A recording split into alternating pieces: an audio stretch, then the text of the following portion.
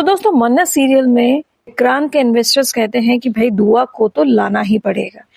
अब विक्रांत अपने कुछ आदमियों को भेजता है और कहता है कि देखो ये लड़की का फोटो है, क्योंकि विक्रांत को तो नहीं पता है ना कि उसके पेरेंट्स के साथ वो गई है और मन्नत और धैर्य तो विक्रांत से छुपते हुए गए हैं।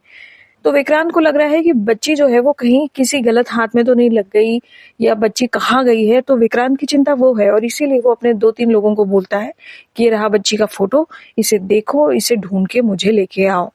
अब मन्नत और धैर्य अपनी प्यारी सी बिटिया दुआ को समंदर के किनारे लेके जाते हैं, उसे खिलौना दिलाते हैं, उसे समझाते हैं, उसे चीयर अप करते हैं और दुआ भी खुश हो जाती है और सोचती है कि क्यों ना हम समंदर के किनारे कुछ अच्छा चीजें करें। और इसी कारण से कुछ पल के लिए ही दुआ को अकेला छोड़ दिया जाता है। मतलब दुआ खुद रहना चाहती कि मैं बैठी हूँ, अब गाड़ी के पास जाइए, अब सामान लेके आ जाइए।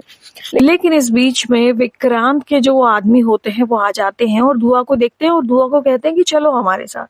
अब दुआ तो ठहरी बच्ची, उसे नहीं मालूम है कि उसे क्या करना है क्या नहीं करना है। वो दुआ को पकड़ने लगते हैं, दुआ भागती है और मन्नत और धैर्य फिर से दुआ को खो देते हैं।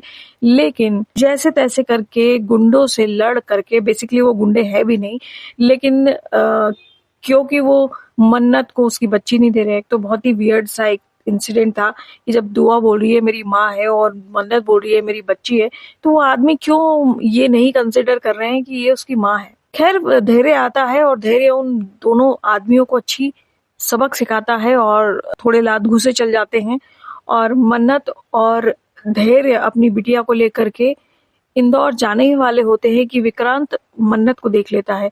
थोड़ा साइड बाय साइड ही देखता है, लेकिन दुआ भी साइड में कहीं दिखाई दे रही होती है। और इस बीच में दुआ सोचती है, क्योंकि दुआ ऐश्वर्या से बड़ी चिड़ी हुई है और वो अपने मार्बल्स जो उसने खरीदे थे खिलौने वाले से, वो मार्बल्स गिरा देती है जमीन पर और इसके चलते ऐश्वर्या फिसल जाती है। तो एक तरफ विक्रांत की नजर मन्नत की तरफ है और दूसरी तरफ दुआ ऐश्वर्या के रास्ते में रोड़ा लटकाती है और बूम, ऐश्वर्या धम से गिरती है, उसका मास्क उतर जाता है। विक्रांत सब कुछ भूल करके सिर्फ ऐश्वर्या को देखने लग जाता है, बिकॉज अब वो तो कुछ और बहरूपिया बन के आई है ना। और इतने में ही मन्नत दुआ को लेकर के अपने शहर इंदौर लौट जाती है। लेकिन विक्रांत को बिलीव नहीं हो रहा है कि ये औरत कैसे हूबहू ऐश्वर्या जैसी लग सकती है। तो पता नहीं है ऐश्वर्या कितनी शातिर औरत है, लेकिन विक्रांत ये कहता है कि मैंने उसे अपने हाथ से अग्नि दी है और ऐसा कैसे हो सकता है। Vikrant taken for the granted लेता है। साथ ही साथ विक्रांत की माँ उसे मैनिपुलेट करती है, जैसा कि मैंने आपको पिछले वीडियो में भी बताया था।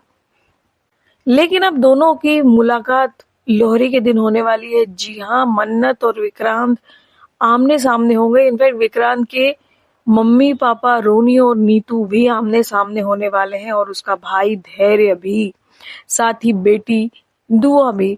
लेकिन अब देखना ये होगा कि क्या विक्रांत ये समझ पाएगा कि दुआ उसी की बेटी है या फिर धैर्य और मन्नत को साथ में देख करके हमेशा की तरह मन्नत को गलत ही समझेगा।